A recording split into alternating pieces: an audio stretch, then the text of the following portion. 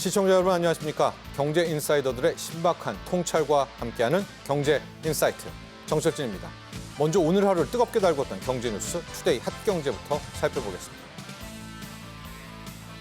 윤석열 대통령이 오늘 오전 용산 대통령실에서 취임 후 첫 국정 브리핑을 열고 포항 영일만 앞바다에 막대한 양의 석유와 가스가 매장돼 있을 가능성이 높다는 물리탐사 결과가 나왔다고 밝혔습니다. 매장량은 최대 140억 배럴 가능성이 예상되고 있는 가운데 천연가스는 29년, 석유는 4년 이상 사용할 양이라는 설명입니다. 이에 대해 안덕근 산업통상자원부 장관은 올해 말 실질적인 탐사를 시작해 빠르면 2027년 상업 시추가 가능할 것이라고 말했습니다. 정부는 오늘 경제장관회의에서 수출 여건 점검 및 추가 지원 방안을 발표하고 올해 정책금융기관의 수출 금융 규모를 5조 원 확대키로 했습니다. 또 나프타 액화석유가스 및 나프타 액화석유가스 제조용 원유에 대해 관세율 0% 인하 정책도 연장키로 했습니다.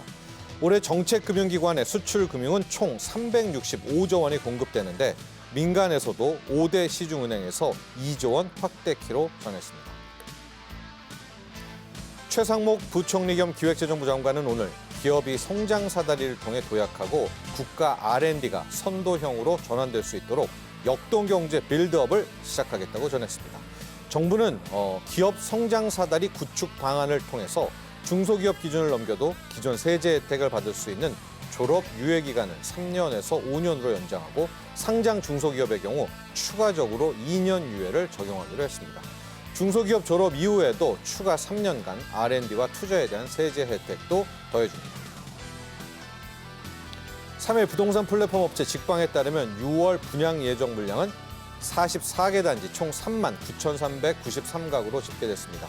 일반 분양은 2만 9,340가구로 지역별로는 경기도가 2만 2,100가구로 가장 많습니다. 아파트 분양가, 입지 등 경쟁력에 따라서 수요자들의 선호가 엇갈려 청약의 양극화는 계속될 전망입니다. 5월 분양단지 청약 경쟁률은 전국에서 1순위 평균 1.5대 1로 집계됐습니다. 지금까지 투데이 핫경제였습니다. 자, 바로 내일입니다. 6월 4일부터 5일까지 한국에서 2024 한국 아프리카 정상회의가 시작됩니다. 윤석열 정부 출범 이래 우리가 주최하는 최대 규모의 다자 정상회의인 이번 정상회의에선 아프리카 48개 나라의 대표가 참석할 예정인데요. 윤석열 대통령은 한국 아프리카 정상회의에 참석하는 아프리카 약 25개 나라의 정상들과 연쇄 양자 회담을 갖게 됩니다. 오늘 경제인사이트에서는 함께 만드는 미래라는 주제로 열리는 2024 한 아프리카 정상회의의 의미와 함께 우리에게는 상당히 낯선 이 아프리카에 대한 이야기까지도 자세하게 나눠보도록 하겠습니다. 본격적인 오늘의 핫 이슈 이야기 나눠보기 전에 자세한 내용 먼저 화면으로 만나보시죠.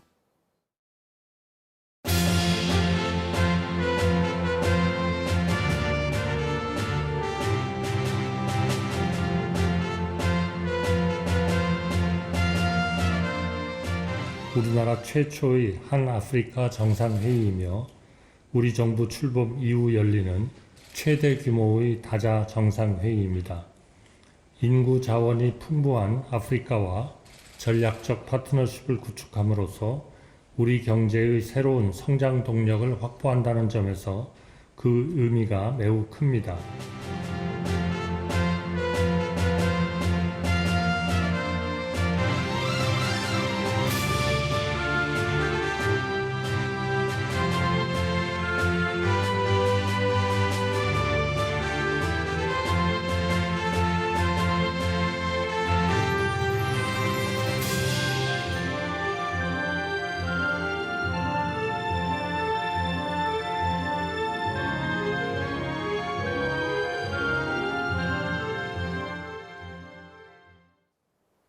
오늘의 경제인사이트 두 분의 전문가와 함께합니다. 이석호 카이스트 인문사회과학부 교수, 전원리 한국외대 아프리카학부 특임 교수 모셨습니다. 안녕하십니까? 네, 안녕하세요. 자, 이번 행사가 정말 규모가 어마어마합니다. 48개 나라가 오고요. 이 중에서 25개 국가와는 윤석열 대통령과 연쇄 정상회의를 갖게 되는 그야말로 엄청난 다자간 정상회의인데 더 주목되는 것은 그 상대국들이 바로 아프리카 대륙, 아프리카의 나라들이라는 여기에서부터 우리가 놀람과 함께 많은 궁금증 또 그 의미를 찾게 되는데요. 두 분께 먼저 총평 좀 듣고 이야기를 본격적으로 해보도록 하겠습니다. 이석규 교수님, 이번에 이 정상회의 아프리카의 만남 어떤 의미, 어떤 기대를 또 갖고 계십니까? 예, 저는 이번에 진행되는 한 아프리카 회의에 제가 거는 기대를 희망사항을 좀 담아서 말씀을 드려보겠습니다. 네. 먼저 저는 이번에 진행되는 한 아프리카 회의가 글로벌 사우스, 소위 그 남반구 연대라고 부르죠. 그런 연대의 전제와 배경을 잘 이해하고 그에 맞춤한 미래 전략을 제출하여 이 회의를 장차 지속 가능한 회의가 되도록 만드는데 중점을 둬야 된다고 생각합니다. 그리고 그러기 위해서는 두 가지 측면을 고려해야 하는데요. 네. 먼저 한국 정부가 조정자 역할을 할 수 있는가, 그 여부입니다. 다시 말해서 남반구와 북반구를 역사적으로 모두 경험한 매우 독특한 그리고 지구상에서 유일한 한국 정부가 이 두 반구를 생산적으로 연결하는 조정자 역할을 할 수 있는가, 그리고 그 내용은 무엇인가, 이런 것들을 설득력 있게 제출하는 회의가 되기를 바랍니다. 예. 또 하나는 어떤 측면이 있을까요? 조정자 역할도 있겠고. 예, 두 번째는 좀 이따 얘기해 주실까요? 조정자 역할을 하면서 그 내용 안에 이제 품는 그 것들이 중요하다. 예. 아프리카는 남반구, 북반구 여기가 좀 격차가 상당한 거죠. 그렇죠. 예. 거기에 대한 의미도 이제 차근차근 예. 어떤 상황인지 전해주시도록 해주시고요. 자, 전 교수님은 이번 정상회의 어떤 의미 또 어떤 기대를 걸고 가십니까? 예, 저는 아프리카 속담이 제일 먼저 생각났습니다. 네. 예, 멀리 가려면 함께 가라라는 아프리카 속담이 있는데, 그게 아프리카 거였나요? 예, 맞습니다. 네. 예, 우리나라 정부가 최초로 아프리카의 대표 또 정상분들을 다 초청해서 멀리 함께 미래를 만들어가기 위해서 이렇게 처음으로 주최하는 다자 정상회의다 보니까 네. 또 여러 가지 기대가 있고 또 많은 관심을 갖고 있는데, 아직 명확한 뭐 중국처럼 또는 일본처럼 명확한 아프리카 정상회의에 대한 어떤 세부적인 전략이 아직 마련되지 않았기 때문에 오히려 아프리카 대상으로부터 뭔가를 듣고 또 함께 그림을 그려볼 수 있는, 미래를 함께 생각해 볼 수 있는 아주 좋은 기회라고 생각하고 있습니다. 네.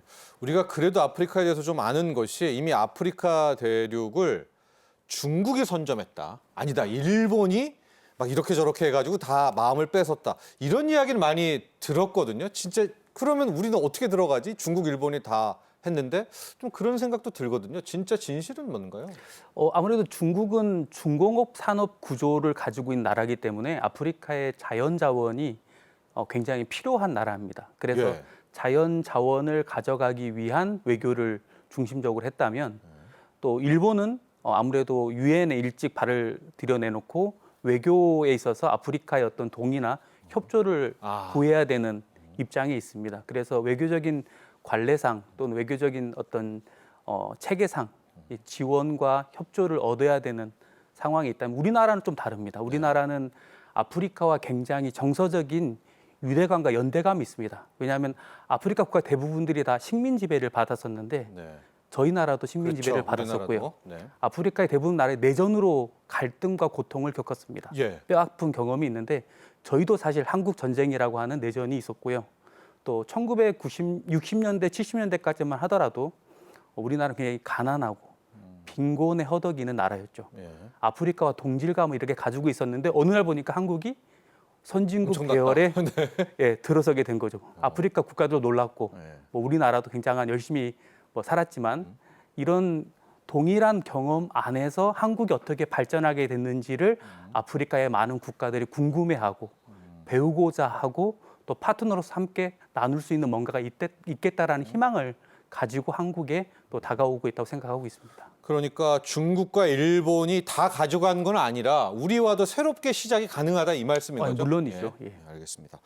이석규 교수님, 이번에 보면 48개국 참가 또 25개국 나라만 윤석열 대통령과 연쇄 정상회의를 갖게 되는데, 지금 내용을 좀 보면 우리도 이들과의 만남과 회동을 원했지만 지금 보면 아프리카 쪽에서 우리나라와의 협력을 적극적으로 희망하고 있다. 아프리카에서 좀 그런가요? 진짜 실질적으로? 예, 그 아시다시피 현재 아프리카와 허니문의 관계를 구축하고 싶어하는 나라들이 한두 국가가 아닙니다. 네.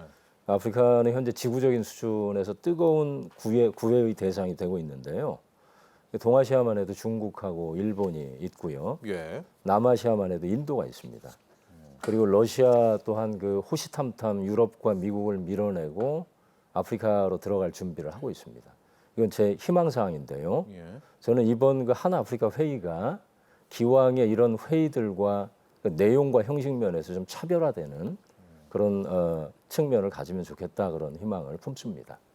근데 그 차별화의 내용 안에는 그 아프리카를 자본 축적의 마지막 시장이라는 이런 식의 발상을 좀 멈추고 예. 아프리카를 진정한 의미의 수평적인 파트너로 인정해서 범인류적인 과제를 함께 해결해 나가는 그런 주체로 재인식하자 그런 측면이 좀 포함되어 있습니다.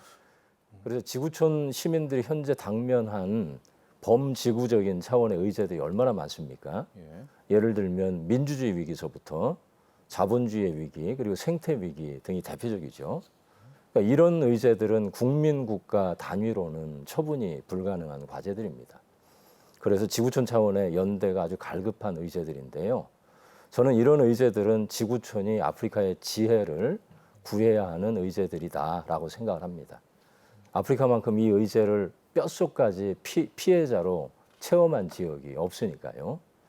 그래서 이번 회의가 저는 이런 과제들을 둘러싸고 지구촌 전체가 공감하고 따를 만한 그런 모범적 해안을 제공하는 그런 회의가 되기를 희망합니다. 아프리카의 분위기는 어때요? 한국을 배우고 싶다. 뭐 한국의 경제를 배우고 좀 이런 욕구들이 있나요? 실제? 그런 욕구들이 강력합니다. 강력해요. 예, 왜냐하면 아까 그 전원리 교수님께서도 말씀하셨듯이 한국이 아프리카하고 비슷한 역사적 배경을 갖고 있기 때문에 네. 그 비슷한 역사적 배경을 갖고 있는 한국은 어째서 저렇게 잘 됐지? 잘 됐지라고 하는 어떤 그 의문 비슷한 것들이 있고 그걸 이제 아프리카가 좀 이렇게 배우고 싶어하는 그런 욕망들이 그 네. 내부에 있지 않나 그렇게 생각을 합니다. 그렇습니다. 그런데 우리 이석호 교수님도 이야기했다시피 그동안의 아프리카를 중국도 그렇고 일본도 그렇고 너무나 영리 예. 그렇죠 목적으로 들어갔으니까 예. 우리는 약간 수평적 다른 관점으로 한번 대하면 더 좋은 성과가 있겠다. 예, 그런 말씀이셨죠. 예, 그렇습니다. 예. 자, 그래서 이번에 정상회의 관계도 정말 중요할 것 같아요. 정말 그렇습니다. 또 우리가 진심을 보여준다면 아프리카 쪽도 그동안에 뭐 중국, 일본, 인도까지 했다고 치더라도 우리와 더 좋은 관계와 또 그런 것들이 맺어질 것 같은데 그런 의미에서 전 교수님, 아프리카와 우리나라의 관계를 좀 봤더니 이미 6.25 때부터 이건 저도 배웠던 것 같아요. 에티오피아에서 그 왕실 군대인가요? 네, 왕실 근위대가. 근위대가 오기도 했고 관계가 꽤 깊어요, 우리랑. 예. 그렇죠? 예. 예. 아무래도 이제 사람으로 생각해 봤을 때 누가 어려웠을 때 도와줬던 기억은 굉장히 오래 가지 않습니까? 그래서 저희 나라가 내전으로 있었을 때 에티오피아는 왕실의 이제 친위대이었으니까요. 네. 굉장히 용맹 있는 부대를 파견해서 우리나라를 도왔고 또 남아공에서도 남아프리카 공화국에서도 우리나라에 네. 군대를 보내서 도움을 줬었고요. 예. 또 라이베리아나 이집트는 물자를 지원을 했었고요. 예. 또 모로코라는 북아프리카의 나라는 예, 잘 알죠. 예, 네. 그러니까 프랑스 군대 편입돼 있었지만 네. 우리나라에 직접 와서 참전해서 함께 싸워줬던 그런 경험을 가지고 있습니다. 아무래도 우리나라가 그런 도움을 받았기 때문에 초반에 저희가 아프리카에 지원을 받았었는데 저희가 이제 경제적으로 성장을 하면서 여러 가지 경로를 통해서 아프리카를 현재 지원하는 국가가 되었죠. 예. 하지만 저희 나라가 가지고 있는 아프리카의 개발 협력 지원 방침은 아프리카를 그냥 도움을 주는 그래서 아프리카가 그냥 수혜국이 아니라 예. 협력국이라는 용어를 사용하면서 우리가 도움을 주긴 하지만 함께 협력하는 동반자로서 또 친구로서 네. 아프리카를 인식하고 또 개발 원조를 진행하고 있다는 부분이 아마 다른 국가들하고 또 다른 대륙들하고 좀 큰 차이를 보이고 있는 부분이라고 말씀드릴 수 있겠습니다. 네. 아프리카 연합 AU 이 개념 정리 한번 하고 가야 될 것 같아요. 여기 AU에 대한 이야기도 많이 나오고 이제 뉴스에서도 많이 접할 것 같은데요. 우리 시청자분들을 위해서 AU 예, 어떻게 우리가 파악을 해야 될까요? 여러분들이 아마 EU라는 거는 아마 들어보셨을 잘 알죠. 겁니다. 네. 예, 유럽연합, 유럽의 여러 나라들이 함께 경제권을 형성해서 함께 공동체를 구성을 한 게 EU라면 아프리카도 아프리카 나라들이 함께 모여서 함께 아프리카 현안들을 함께 해결하고 정치적으로나 경제적으로 함께 공동체를 결성한 것이 AU, 아프리카 유니온이라고 하는 네. AU고요. 예. 저희 나라도 업소보 국가로서 AU에 함께 참여하고 그들이 회의하는 거에 함께 할 수 있는 지위를 획득해서 우리도요? 함께 하고 있습니다. 예. 그 AU의 뭐라고 그래야 될까요? 파워 위상은 어떤가요? 좀 잘 따르나요? 아프리카 쪽에서는 AU의 결정을?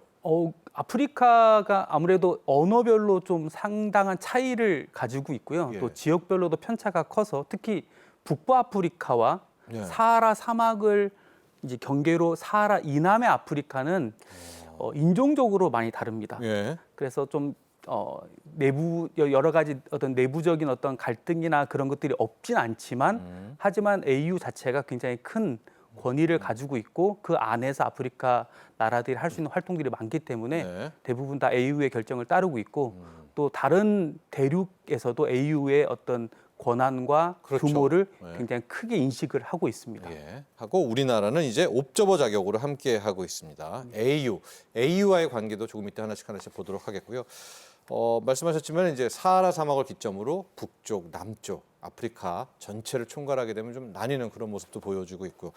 이석호 교수님, 우리가 어렸을 때 막 이런 부루마블 게임 같은 거 하면 모로코란 나라를 꼭 예. 사기도 하고 이게 모로코가 느낌적으로는 아프리카가 아닌 것 같은데 그렇죠. 그런 것들이 갑자기 떠오르게 되는데 제가 이 얘기를 왜 드리냐면 잘 모릅니다. 하고 항상 영상에서 나오면 가난하고 배고프고 뭐 그런 쪽으로만 인식이 되는데 실제 아프리카 지금 현재 어떤 상황인가요? 어떤 대륙인가요?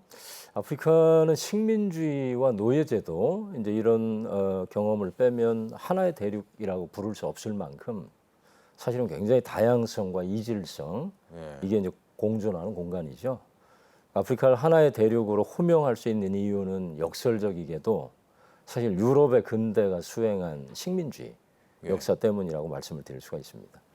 아프리카는 종교적으로도 그리고 언어적으로도 인종적으로도 풍토적으로도 아주 다양한 그런 대륙이죠. 그런 이질적인 아프리카의 여러 지역과 종족을 아프리카라는 단일한 이름으로 통칭할 수 있게 된 건 아프리카인을 인종적, 종족적, 뭐 문화적, 역사적 이런 배경의 차이를 무시하고 예. 피부색이 새까마면 다 이렇게 노예로 부렸던 유럽의 식민주의 역사 때문입니다. 예. 그런 의미에서 이제 나중에 다시 말씀드리겠지만 아프리카 내부에서 일고 있는 그 범아프리카주의 이 운동을 주목할 필요가 있습니다. 네. 그러니까 범아프리카주의야말로 유럽의 식민주의와 노예제도가 없었다면 아마도 태어나기 힘들었을 그런 이념이라고 생각하기 때문입니다. 예. 자원이 많다 이런 얘기 좀 들었거든요. 가령 나이지리아 이런 나라는 석유도 예. 많고 자원 쪽은 어떤가요? 예. 자원이 의외로 그렇게 많은 나라들이 많죠. 그러니까 말씀하신 대로 나이지리아도 그렇고 특히 이제 북아프리카의 지역들이 천연 자원들을 많이 매장하고 있는 이제 그런 지역으로 알려져 있는데, 네. 예, 이제 그 자원만 갖고 뭐 대륙 전체가 혹은 나라가 잘 살 수 있는 건 아니니까요. 예. 4위 다이아몬드 하면 남아공 이것도 예. 맞는 얘기죠? 얼핏 우리가 단편적으로 알고 있는데. 그렇습니다. 네. 예, 남아공이 세계적으로 지금 다이아몬드 생산량서부터 해서 예. 대표적인 나라죠. 예. 자, 그런데 우리 이석호 교수님께서 이야기를 해주셨지만 정말 각양각색인 나라다. 아프리카라고 우리가 부르지만 종교도 그럼 뭐 이슬람, 뭐 기독교 다 있는 나라인가요? 예, 대륙인가요? 그렇습니다. 예. 예. 뭐 그러니까 아브라함 종교라고 부르는 유대교, 기독교, 이슬람교를 비롯해서 네. 이제 전통 토착 종교들. 그렇죠. 예. 근데 이제 토착민들의 수가 뭐 이제 논객에 따라서 다르지만 예. 3,000여 인종들이 있다고 이제 많은 인류학자들이 이야기를 하는데 예. 토착 종교가 이제 그만큼 많죠. 근데 아프리카가 노예 무역. 그러니까 이건 어느 정도 정신적과 아프리카를 좀 관통하는 멘탈적으로는요. 그것도 맞는 거 아닙니까? 그 뭐죠? 정신적 노예화 작업 이건 뭡니까? 정신적 노예화 작업이 이제 아프리카 사람들을 항구적으로 네. 이제 노예화시키는 이제 그런 차원에서 제가 보기에는 좀 이제 발명이 된 네. 발견이라기보다는 이제 발명이 된 차원들이 많은데요. 네. 그러니까 이 문제는 사실은 이제 제가 번역한 책 중에 조작된 아프리카라고 하는 책이 있는데 굉장히 유명한 책입니다. 이 책에 명시적으로 이제 기술이 돼 있습니다. 네. 여기에 보면 이제 서구가 종교, 철학, 과학 그리고 문학, 인류학, 그러니까 소위 이제 19세기의 제학문들이죠. 우리가 상상할 수 있는 모든 유형의 이제 이런 학문들 이런 걸 얼마나 철저하고 조직적으로 동원해서 아프리카를 야만의 대륙으로 발명하는데 공헌했는지가 잘 드러납니다. 그러니까 서구는 그야말로 19세기에 이제 제학문들을 아프리카를 정신적으로 미성숙한 대륙으로 기술하는 데 동원을 한 거죠. 그래서 아프리카를 항구적 노예로 만들기 위해서 정신적인 조작을 주목했던 이유가 있는데요. 예. 이제 그게 뭐냐면 물리적으로, 그러니까 총칼로 지배를 하는 것보다 예컨대 이제 정신적으로 아프리카를 정복하고 제압하는 게 훨씬 효과적이라는 걸 서구가 일찍 깨달았기 때문입니다. 그래서 식민화를 겪었던 지역이 탈식민화를 할 때, 예. 그때 이 탈식민화의 문제는 한국도 사실은 그 예외가 아니죠. 이제 물리적인 차원뿐만 아니라 최종 국면으로 정신을 해방해야 하는 이런 이유도 여기에 있다고 봅니다. 이게 우리나라 일제 시대 때 그쵸 식민사관을 주입하고 예. 우리 한국인은 뭐 이래 한국인은 저래 이제 그런 식의 수법을 썼잖아요. 그렇죠. 당시 일본 이제 제국주의가 예, 예. 지금 우리 교수님께서는 유럽에서 노예 무역을 해야 되니까 조작해가지고 아프리카 사람들은 이래 뭐 아프리카 사람들은 게을러 이렇게 조작을 했다라는 그 얘기를 하시는 건가요 지금? 예, 그렇죠. 예. 실질적으로. 근데 조작인데 예컨대 이제 초기에 식민주의가 이제 동원했던 물리적인 억압들, 아까 이제 제가 총칼이라고 표현했는데 그런 억압들을 가지고 이제 아프리카인들을 제압을 하고 노예로 만들고 이제 하다가 보니까 영구적 이제 어떤 지배 욕망이 출현을 하는데 예. 이제 그 아프리카 사람들을 영구적으로 지배 대상으로 삼으려면 물리적인 힘보다는 조금 더 세련되고 부드러운 어떤 전략들이 필요하지 않습니까? 그렇죠. 정신적 지배를 해야 되는 그렇죠. 거죠. 예. 그래서 이제 그 안에 언어, 종교, 문화 이런 차원들이 동원되면서 그것들을 어떤 열등한 것으로 발명하는 과정들 이게 이제 정신을 지배하는 수단으로 등장을 하게 된 것이다. 그럼 여기에 맞서는 게 범아프리카주의 운동이라는 건가요? 그렇죠. 이제 작용 반작용처럼. 예. 이것 좀 설명해 주시죠. 근데 범아프리카주의의 한 측면이 지금 이제 앵커님께서 말씀하신 이런 정신적 지배를 이제 넘어서는 예. 이제 하나의 어떤 차원과 연동이 돼 있다. 근데 이제 범아프리카주의라고 하는 것이 단순히 정신사적인 측면만이 아니라 물리적인 극복도 동시에 이제 네. 포함을 하고 있기 때문에 조금 더 중충적이고 다차원적인 그런 운동이다. 그렇게 이해를 하시면 될 것 같습니다. 네. 그렇습니다. 실질적으로 우리가 알고 있는 아프리카는 이래, 아프리카 사람들은 이래 저래라고 생각하는 그 인식의 대부분이 실제 이제 유럽인들이 당시 노예 무역 때 조작될 가능성도 굉장히 높고 잘못 알려진 사실도 많다. 우리가 이제 이렇게까지 좀 생각해 볼 수가 있는데 정 교수님 실제적으로 놀랄 만한 것이요. 우리가 성장률, 그러니까 증감률 할 때 그 증가율로만 보면 아프리카의 경제 성장 탄력은 엄청나죠. 지금 미국의 선진국은 뭐 2%, 3% 성장해도 와 하는데 여기 어마어마한 성장입니다. 그만큼 기회의 땅이라고 볼 수 있는 건 아니겠습니까? 예, 아프리카가 이제까지는 그냥 개발되지 않고 미지나 또는 뭐 오지의 땅으로 많이 알려져 있었는데, 됐어요. 예, 하지만 아프리카가 여러 가지 산업 구조를 또 교체하면서 굉장히 발전을 하고 있고요. 또 지난해만 하더라도 경제 성장률이 세계 평균 경제 성장률보다 훨씬 네. 높게 발전을 하게 됐습니다. 네. 그래서 아프리카는 특히 인구 구조가 우리나라와는 좀 다르게 만 25세 이하의 청년 인구가 그 국가들마다 좀 차이가 있긴 하지만 보통 65% 이상을 차지하고 있습니다. 네. 그래서 젊은 인구가 많다는 말은 일할 수 있는 노동력이 풍부하고 인적 자원이 그만큼 갖춰져 있기 때문에 네. 뭐든지 해볼 수 있는 그런 잠재력과 가능성을 가지고 있는 나라라고 볼 수 있고요. 네. 우리나라랑 좀 차이가 아프리카는 청소년부라는 한 정부 부처가 따로 있습니다.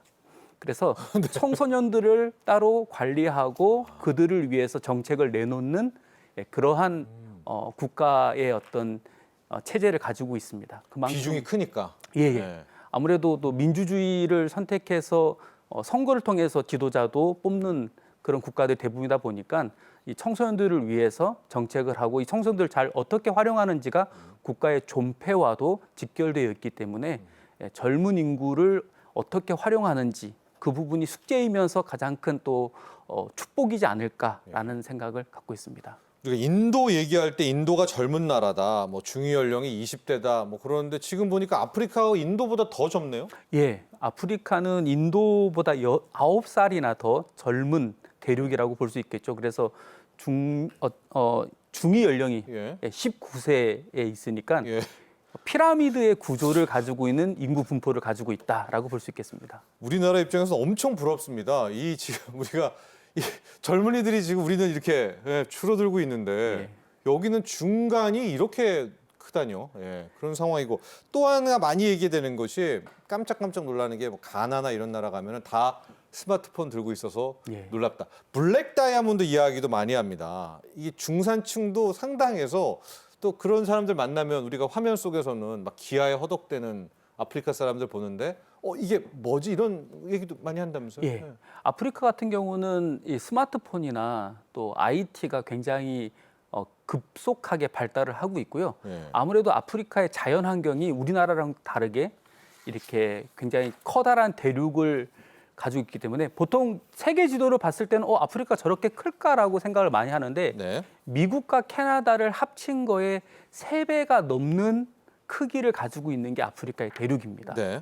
그래서 그렇게 큰 땅을 가지고 있기 때문에 뭐 전선을 깐다든지 전기선을 놓다든지 통신선을 놓기는 어렵기 때문에 네. 스마트폰 같이 오히려 발달된 IT 산업이 많이 활용이 되고 있고 또 IT를 통해 가지고 스마트폰을 통해서 우리나라의 굉장히 드라마나 네. 또 음악이나 이런 것들을 젊은이들이 많이 접촉하다 보니까 네. 우리나라에 대한 인식도 굉장히 긍정적이고 또 우리나라의 한류 팬으로 또 그쪽 아프리카에도 한류가 이렇게 굉장히 크게 성장하고 있는 상황입니다. 아니, 블랙 다이아몬드처럼 중산층이 있다면 인력이라고 할까요? 맨파워도 어느 정도 올라왔다고 봐야 되는 거 아니겠습니까? 인재도 같이 좀 노동력에서요. 예. 네. 아프리카의 중산층은 거의 세계의 그 가장 큰 부자들 중에도 아프리카의 기업인들이 포함될 정도로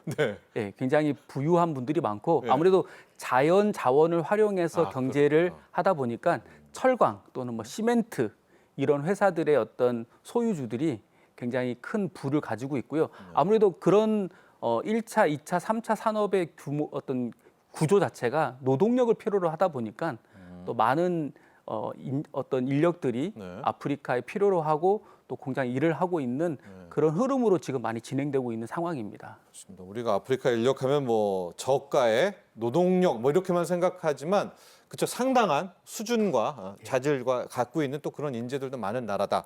여기까지 좀 정리를 해봤고요.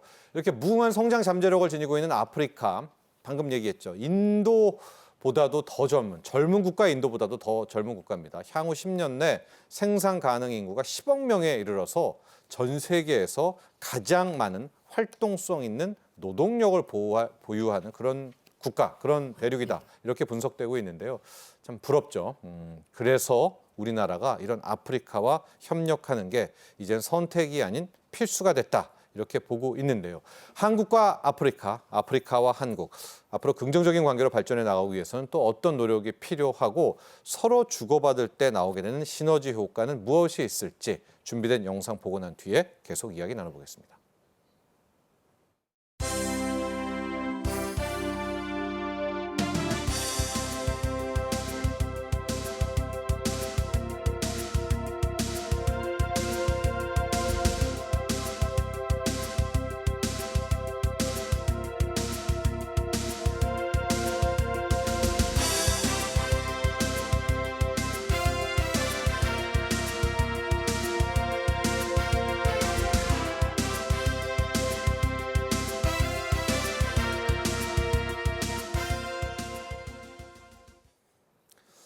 이석우 교수님, 예. 또 이 대목에서 안 궁금할 수가 없는, 궁금할 수밖에 없는 건데요. 아프리카에도 한류 있나요? 뭐 우리 아이돌, 우리 K-팝, 우리 K 드라마가 아프리카 사람들도 좀 좋아합니까? 어떻습니까? 굉장히 뜨겁죠. 뜨거워요? 예. 한국 뜨겁습니까? 예. 드라마하고 한국 팝 예. 그리고 한국 영화가 아주 눈부시게 약진을 하고 있고 와. 그게 이제 아프리카 시장으로 진출한 것도 뭐 이렇게 볼 수 있는데요. 예. 그러니까 제가 지금 한 아프리카 요 관계의 미래 지향적인 차원에서 좀 주목하는 점은 예. 상호성입니다. 그러니까 관계의 수익을 한쪽이 일방적으로 독식하는 승자 독식, 영어로 위너 테이크스 올이라고 하죠. 그게 아니고 함께 그 수혜를 나누는 방식을 네. 말합니다. 그래서 지구촌은 지금 아프리카를 둘러싸고 두 개의 연대 모델로 돌아가는데요. 하나가 이제 남북 연대 모델이죠. 그러니까 남북이 이제 한반도의 남북을 얘기하는 게 아니고 그러니까 적도를 중심으로 이제 적도 이남의 남반구하고 적도 이북의 북반구. 이제 요 남북 관계가 이제 아프리카를 축으로 해서 이제 연대 모델을 지금 이제 구축을 하는데 이제 북반구의 경우 이제 가장 대표적인 지역이 유럽하고 미국 그리고 이제 일본하고 한국도 이제 포함이 되는데 그런 북반구 지역이 아프리카하고 맺는 이제 관계 형식이 있고 그리고 이제 아프리카가 사실 축이 돼서 남반구 지역들과 맺는 관계 축이 있거든요. 근데 제가 이제 말씀드리고 싶은 것은 이제 후자입니다. 이제 후자의 한반도가 개입을 할 때 어떤 형태로 그 개입을 해가야 이상적인 모델이 그 안에서 만들어질 수 있는지 그걸 이제 좀 고민을 하고 있는데요. 얼마 전에 이제 제가 그 중국을 이렇게 다녀올 기회가 있어서 거기서 이제 들었던 여러 가지 흥미로운 얘기가 있는데 그 얘기를 조금만 드리면 그 전에 그러니까 중국하고 인도가 현재 아프리카하고 구축하는 관계를 보면은 고전적인 진영 논리로 설명이 안 되는 이제 그런 관계가 지금 구축이 되고 있습니다. 그러니까 먼저 이제 작금의 지구촌 문제가 모두에도 말씀을 드렸다시피 국민 국가나 인종이나 젠더나 이념이나 지역 간 대결 그리고 차이 이런 걸 넘어선 해결책을 지금 요청을 하고 있기 때문이죠. 그러니까 이는 자연스럽게 이제 남남연대, 남북연대 말고 남남연대를 경제적인 눈으로만 보는 것을 지향하게 만듭니다. 그래서 이제 제가 조금 전에 말씀을 드렸듯이 중국에서 들었던 얘기를 좀 전하면서 말씀을 이어가면요. 최근에 이제 중국의 아프리카 접근법이 크게 달라지고 있는데요.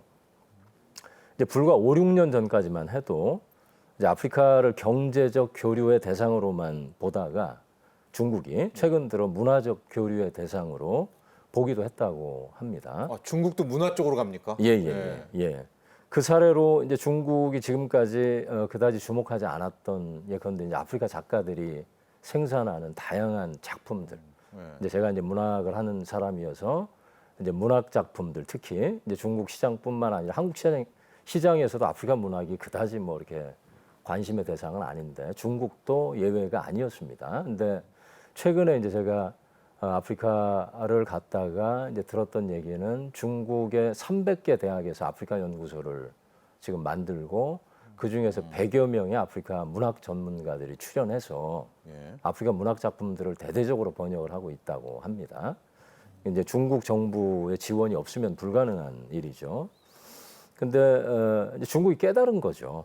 일방주의의 한계를 말입니다. 그래서 지금껏 중국 자본으로 중국이 아프리카의 기간 시설들, 예를 들면 도로, 교통, 공항, 뭐 항만, 심지어는 대통령궁 그리고 국회의사당 이런 데까지 지어주면서 아프리카 사람들의 마음을 사로잡으려고 노력을 했는데 이제 그런 방식만 가지고는 안 된다는 걸 깨닫고 문화 쪽으로 지금 관심을 돌리면서 상호주의 쪽에 조금 더 이제 집중을 하고 있다. 이제 이런 말씀을 드리고 싶습니다. 그러니까요, 전 교수님. 우리 한류가 빨리 가야 될 것 같은데요. 왜 중국도 이제 돌아서 이게 돈으로 뭐 이렇게 해서는 안 되겠다라고 해서 문화 쪽으로 온다면 우리 이석호 교수님 이야기대로 우리의 소프트 파워, 한류가 더 가야 되겠습니다. 근데 우리의 소프트 파워는 중국과는 결이 다릅니다.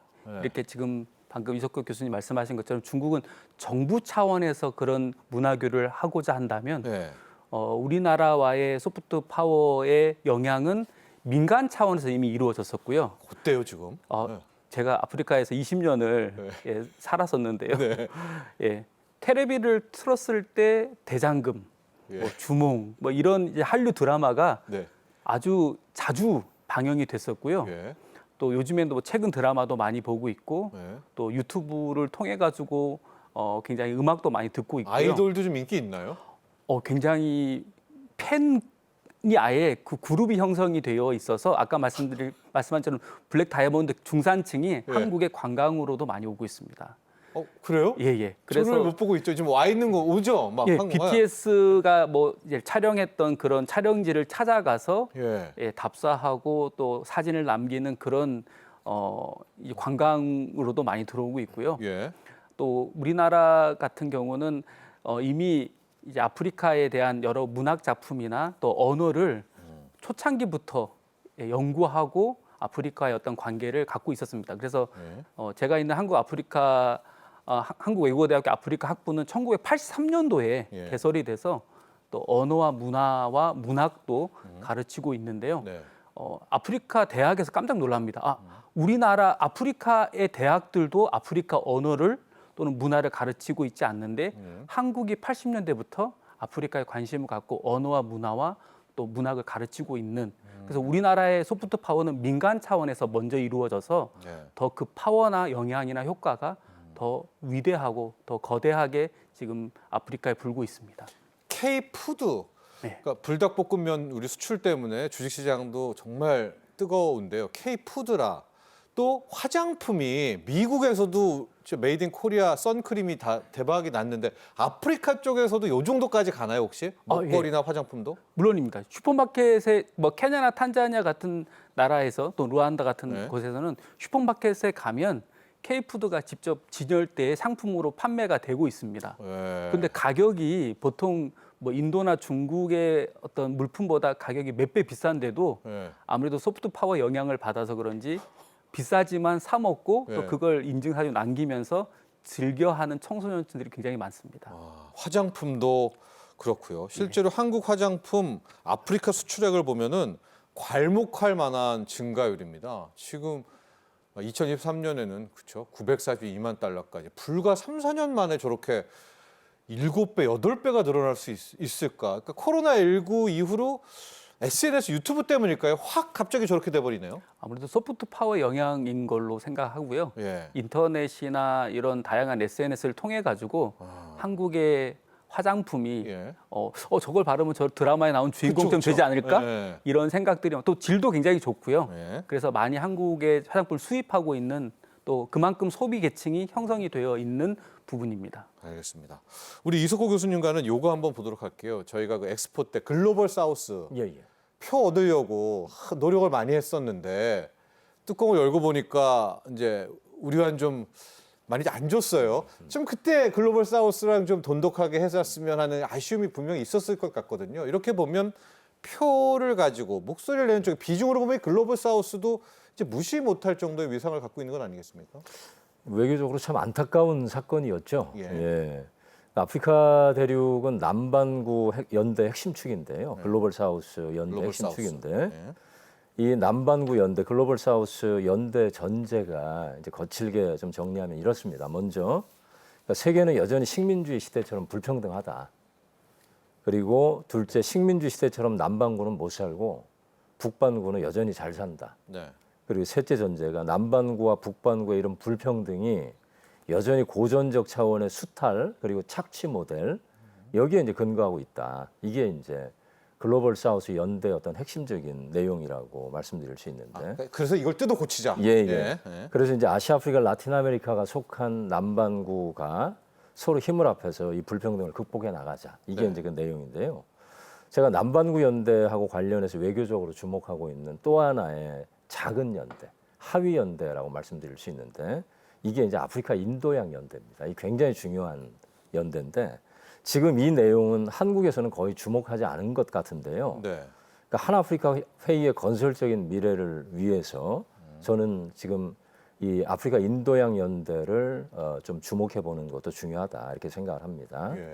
자, 이 점 역시 제가 2년 전에 남인도 케랄라 지역을 방문했던 경험을 가지고 살짝 이렇게 말씀을 드리면, 그 전에 한국 정치권에서 지금 사용하는 인도 태평양 전략이라는 개념이 있지 않습니까? 근데 이게 지금 이제 군사적인 그 모델 이어서 자칫하면 아프리카 인도양 연대도 이제 그런 어떤 방식으로 상상하는 이제 오류를 범할 수가 있는데, 이건 전혀 다른 개념입니다. 그러니까 아프리카 인도양 모델은 인문학적 상상력이 매개된 개념인데요.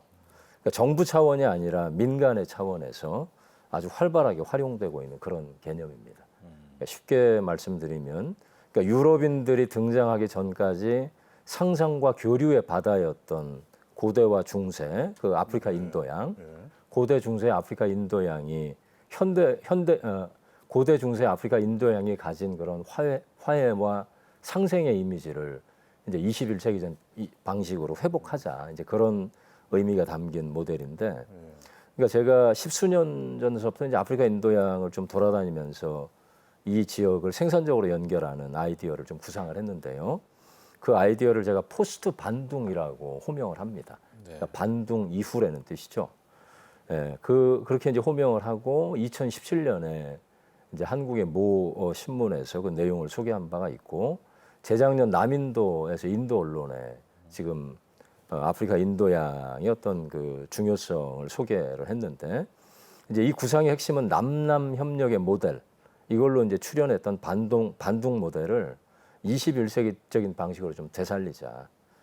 그리고 아시아 아프리카의 전 방위적인 연대를 도모했던 반둥 모델이 냉전 체제에 만들어진 산물이라 시대적인 한계가 있는데, 이를 이제 21세기적인 방식으로 좀 새롭게 갱신하자. 이제 이런 내용을 담고 있습니다. 그래서 마지막으로 저는 이 글로벌 사우스의 하위 조직으로 지금 강력하게 작동하고 있는 아프리카 인도양 모델, 여기에 대해서도 한국 정부가 조금 이 시각의 폭을 넓혀서 관심을 갖고 지켜보았으면 한다는 말씀을 드립니다. 지금 보았듯이 글로벌 사우스의 우리나라가 좀 가장 정서적으로나 경제적으로나 접근하기가 쉬운 나라 같거든요.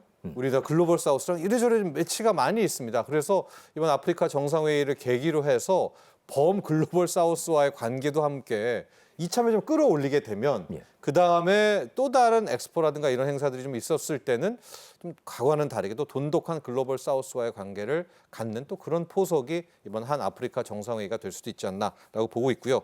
자, 이제 거의 끝으로 탄자니아 이야기 좀 해보도록 하겠습니다. 정 교수님, 탄자니아와 우리가 지금 일종의 FTA도 맺게 되고요. 탄자니아가 가장 빠르게 좀 접근합니다. 정상회담도 바로 있죠. 그렇죠? 2일 날 있고 했고요.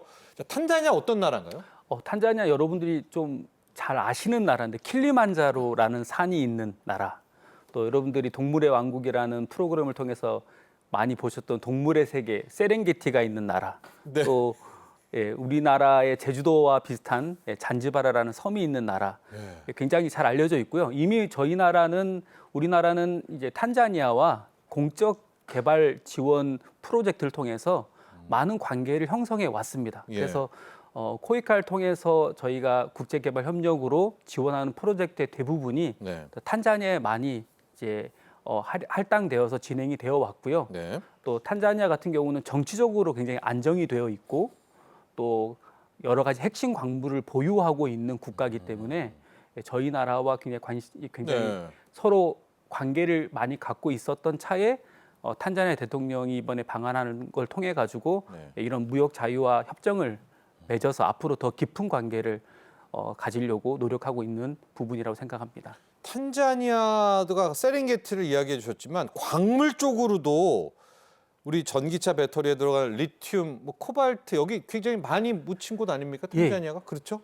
탄자니아가 이제 케냐와 접경되어 있고, 또 부룬디, 루안다, 콩고 민주공화국 하는 요 자원이 굉장히 몰려 있는 그 리프트밸리 쪽에 있는 위치한 맞아요. 국가입니다. 그래서 특히 흑연이나 금 이런 전자제품이 많이 들어가는 니켈 이런 자원들이 탄자니아에 굉장히 많이 있고요. 또 최근에는 가스도 탄자니아에서 이제 개발을 시도하고 있는 중입니다. 그래서 우리나라가 중국과는 다르게 그들의 자원을 가져가는 자원이 아니라 이제 함께 동반자로서 기술 협력을 통해서 자립할 수 있는 경제 구조를 서로 함께 만들어 가려고 이번에 협정도 그렇게 그런 차원의 먼 미래를 바라보면서 협정을 맺었고요. 네. 그래서 탄자니아 같은 경우는 굉장히 여러 어떤 잠재력과 가능성을 많이 가지고 있어서 네. 우리나라가 계속 유상, 무상 이런 차관뿐 아니라 지원을 통해서 앞으로의 관계를 발전해 나가려고 이번 협정을 맺은 부분이 있습니다. 그렇습니다. 세렝게티의 나라 탄자니아 왠지 친숙한데 광물도 많이 있습니다. 리튬 니켈. 이번에 우리가 경제 동반자 협정을 맺게 되지 않았었습니까? 더 좋은 관계로 나가길 바라도록 하고요. 정리를 좀 해봐야 될 텐데요. 전 교수님, 우리가 전반적으로 이번 한 아프리카 정상회의에 3대 의제, 주요 협력 7대 분야 있지 않겠습니까? 예. 이거 마지막으로 좀 간략하게 정리해 보도록 할까요? 예, 저희가 이번 한 아프리카 정상회의를 통해서 경제 분야에 특히 특화되어서 동반자 관계를 형성하려고 하고 있습니다. 그래서 동반 성장이라는 또 의제를 가지고 또 그냥 일회성이 아니고 지속 가능한 부분을 바라보면서 함께 연대하자고 해서 여러 7대 분야에 함께 파트너로서 아프리카와 관계를 맺어서 나아가려고 노력하고 있고요. 또 그래서 그냥 한국이 그린 그림에 아프리카가 와서 참여하는 차원이 아니라 네. 함께 미래를 그려가 보고 함께 성장해 가자라는 차원으로 이번 한 아프리카 정상회의가 개최되고 또 그 이후에 함께 동반 성장하면서 국제사회에서 함께 중요한 중추적 역할을 같이 담당하는 부분으로서 의미를 갖는 정상회의라고 볼 수 있겠습니다. 네. 자, 시간은 많이 남지 않았는데요. 이석호 교수님, 저희가 총평을 마지막으로 부탁드린다면 우리 한국과 아프리카 정말 어떤 접점, 어떤 방향성으로 나아가자 딱 한마디로 하면 뭘까요? 북반구하고 남반구 경험을 모두 한 그 특이한 나라가 한국인데요. 네. 이제 그런 경험을 기반으로 해서 건설적이고 지속 가능한 그런 모델을 이번 회의를 통해서 만들어 가길 바랍니다. 네. 지속 가능해야 되겠고요. 우리가 뺏어가려고만 하면은 안 되죠. 이미 아프리카는 중국, 일본으로 통해 많이 뺏겼기 때문에 그런 점도 우리가 한번 포커스를 맞춰서 이번에 돈독한 관계를 또 유지했으면 하는 그런 발언 가져옵니다. 오늘 여기까지 하도록 하겠습니다. 함께해 주신 두 분 오늘 감사합니다. 감사합니다. 자, 경제인사이트 오늘 준비한 소식은 여기까지입니다. 지난 1월 제4차 민생토론회에서 나왔던 정부의 기업 밸류업 프로그램, 그때 이제 도입을 공표하고 2월에 기업 밸류업 프로그램 나오고요. 하나씩 둘씩 하나씩 구체화되고 있는데요. 지난 5월 24일 한국거래소는 기업가치 제고계획 가이드라인 및 해설서 최종본을 발표를 했습니다.